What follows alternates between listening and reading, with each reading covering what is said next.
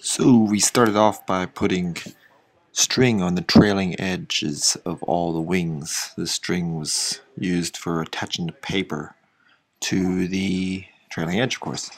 Then the last carpentry processes were required where we drilled holes into the wood, into the profile pieces, and put wood screws in them so they'd stay more securely to the main spars. We have had problems with those things popping out the whole time.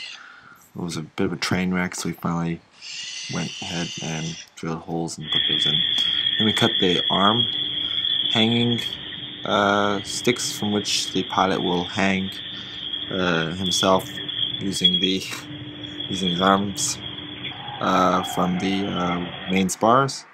Then we started gluing paper to the wings. We found newsprint in the shop we're working at. This glue was diluted with some hot water, and for certain detail parts we used a dilute of wood glue and water. For other parts we used just regular wood glue, full strength, gluing onto the profile pieces, and of course onto the leading edge. Around the front of the leading edge was especially important, so the paper had a lot of adhesion surface, and that's a strong bond.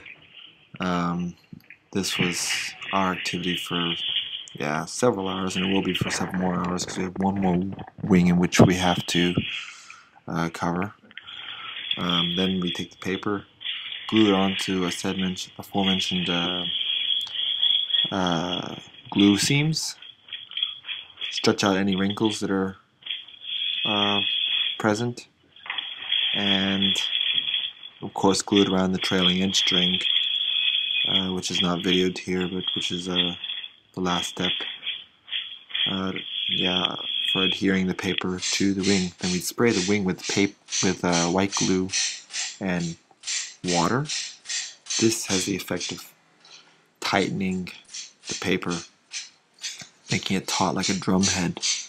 No one wanted to believe that was going to work with newsprint. I didn't want to believe it either, but it does work. And when it air dries, with a little bit of white glue for strength, it's kind of like paper mache, and then it's a strong bond. We spent a lot of time watching glue dry, which is very exciting. But this is more spraying scenes for another wing. One technique we used was to paint water and glue onto the leading edge spar. And we see here the wing is taut after it dries here. Yep, taut like a drum. Of course, we had lots of patching jobs to do because this paper is suited for air loads but not puncture loads. I think we'll have a lot of patching jobs to do for the flights as well. But fortunately, we can just take newspaper pieces and patch the wings so that you'll see the news of that day for when the puncture happened. But so that's essentially what we've been doing the past 2 weeks, and the next week, and then we should be flying hopefully in one more week. We're 1 week behind schedule already, but yep, there it is.